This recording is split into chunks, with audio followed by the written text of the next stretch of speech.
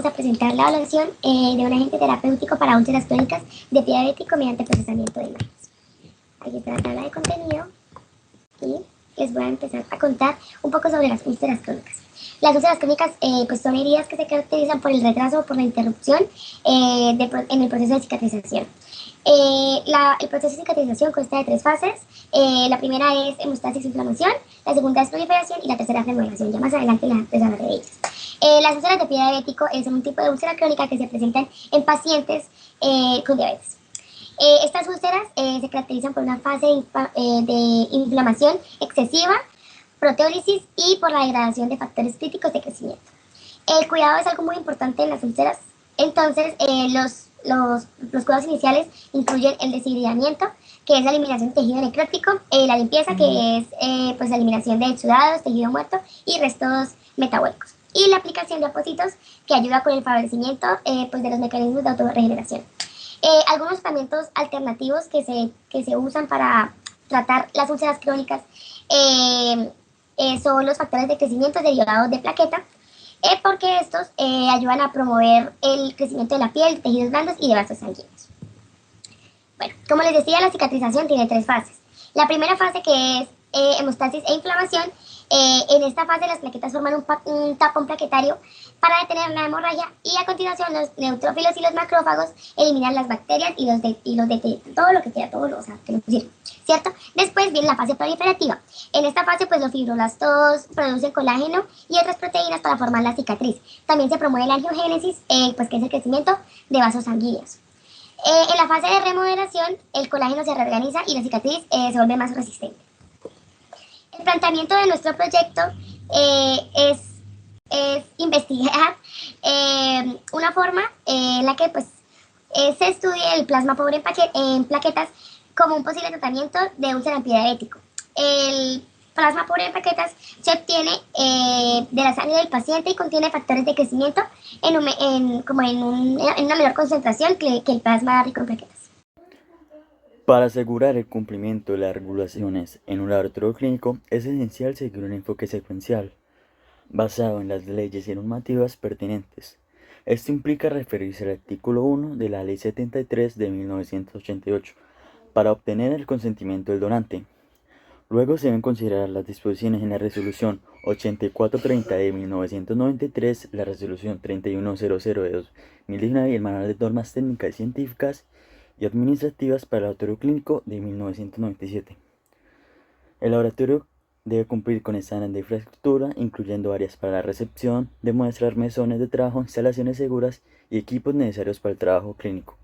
El mantenimiento preventivo de instrumentos y equipos es crucial, deben incluir una hoja de vida para cada equipo, además de una programación coordinada entre el personal de mantenimiento y el personal del laboratorio.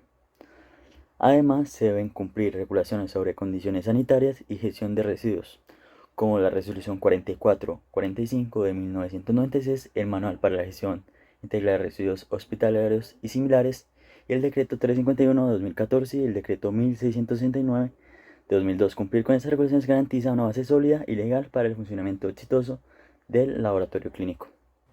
En la metodología tenemos que para la realización de los ensayos de migración y proliferación, viabilidad y forma se prepararon 2 cultivos. Uno de control con factores de crecimiento provenientes del suero fetal bovino y uno de estudio con factores de plasma pobre en plaquetas o PPP. Ambos cultivos tienen un medio base de 45 ml de himen y 5 ml de suero fetal bovino PPP según corresponda. Esto es para un total de 50 ml y pues aquí se añadieron células de la línea celular HT1080. Entonces para migración tenemos que se sembraron en una celda con 6 pozos de 9.6 centímetros cuadrados cada uno, un total de 96.000 células por pozo. Entonces, una vez ambos cultivos llegaron a una confluencia del 100%, se ejecutó el ensayo de la herida, el cual consiste en trazar una línea vertical en el centro de cada pozo con una pipeta, en nuestro caso de 10 milímetros. Posteriormente estos cultivos se incubaron a 37 grados Celsius y pasado un tiempo se hizo lo que es un cambio de medio para dejarse reposar durante 72 horas. Para finalizar este punto tenemos lo que es el análisis. Entonces, para poder realizarlo se seleccionaron 15 fotos del banco de imágenes de contraste de fase y en MATLAB se procedió a hacer una binarización de cada una de las imágenes, separándolas en dos clases: fondo, que vendrían siendo píxeles en negro, y células, que son los píxeles en blanco. Adicionalmente, a partir de una barra de calibración de 200 micras, se determinó lo que es el área en micras cuadradas ocupadas por las células y el área de la totalidad de la imagen. Entonces, teniendo estas dos cosas, podemos hacer una resta y obtener lo que es el área de la herida o brecha, para así determinar pues si el cultivo de PPP o el de suero fetal bovino tuvo mayor migración que el otro en comparación con el cultivo inicial respectivo. Y entonces estos datos, lo de los cultivos, el inicial con la herida, después del tratamiento de PPP y control con suero fetal bovino, se almacenaron en una tabla para realizarles una prueba de test-student de muestras pareadas con un P del 0.05 como referencia. Ahora tenemos que para el ensayo de forma se seleccionaron 5 células aisladas para una cantidad de 5 imágenes provenientes del banco de proliferación por contraste de fase. Entonces, en base a la segmentación de cada una de estas células individuales, se pudieron obtener las propiedades de circularidad y longitud máxima en MATLAB. Y esto se almacenó en una tabla para poder realizar la prueba de test-students para su análisis estadístico. Para finalizar, tenemos el ensayo de proliferación. Aquí se depositaron 5 mililitros de medio base en celdas de cultivo con 25 centímetros cuadrados, sembrando un total de 50.000 células por cada cultivo, y esto se incubó a 37 grados Celsius. Pasado un tiempo se hizo lo que es el cambio de medio para luego fijarlos tras 72 horas con 3 mililitros de formaldehído, buscando que la confluencia se mantenga por debajo del 100%. Finalmente, los cultivos de control y tratamiento correspondientes a ese ensayo fueron tinturados. Para esto, las células fueron lavadas con PCB y con el fin de generar poros que permitan el paso de los fluoróforos a través de la membrana, se usó el Tritón 100X. Finalmente, los fluoróforos azul de metileno y rodamina fueron añadidos para la tinción de los núcleos y citoplasmas respectivamente. Tenemos entonces que para el análisis de proliferación se realizaron dos técnicas de microscopía, por contraste de fase y por fluorescencia, obteniendo un banco de imágenes para cada medio de cultivo, del cual se seleccionaron 15 y 9 imágenes respectivamente. De esta manera, en el sistema de cómputo numérico MATLAB se aplicó una técnica de segmentación por umbralización con el fin de determinar si los resultados de proliferación fueron diferentes entre los cultivos de control y PPP. Y pues para esto se usaron dos enfoques, uno en el que se tomó como indicador de proliferación el área ocupada por las células y otro en el que se realizó un conteo del número de núcleos. Entonces tenemos que para el primer enfoque se tomaron las imágenes seleccionadas del banco de contraste de fase para ser binarizadas con una binarización adaptativa, separándolas así en dos clases: fondo, que vendrían siendo píxeles en negro, y células, que son los píxeles en blancos. Adicionalmente, a partir de una barra de calibración de 200 micras se pudo determinar el área en micras cuadradas ocupada por las células. En el segundo enfoque tenemos que las imágenes fueron seleccionadas del banco de fluorescencia para ser binarizadas bajo un umbral correspondiente al tono de los núcleos.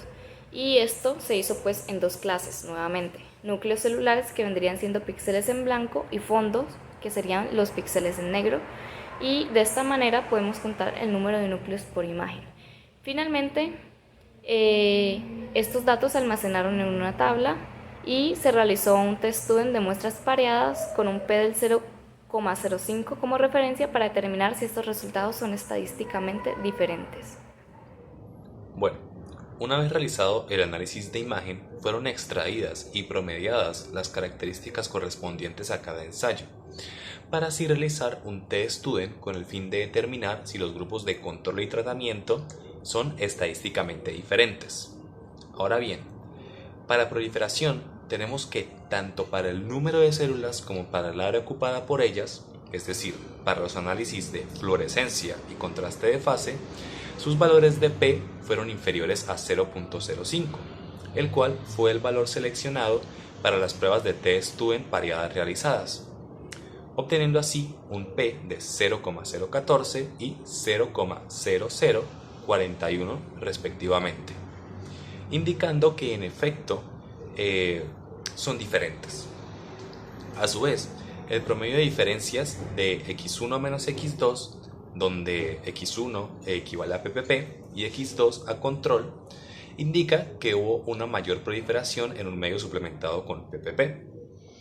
Continuando, tenemos que, en cuanto a forma, se observó que las células de un cultivo de control respecto a PPP presentan una circularidad similar, pues su valor de P fue de 0,19, indicando que no son diferentes estadísticamente.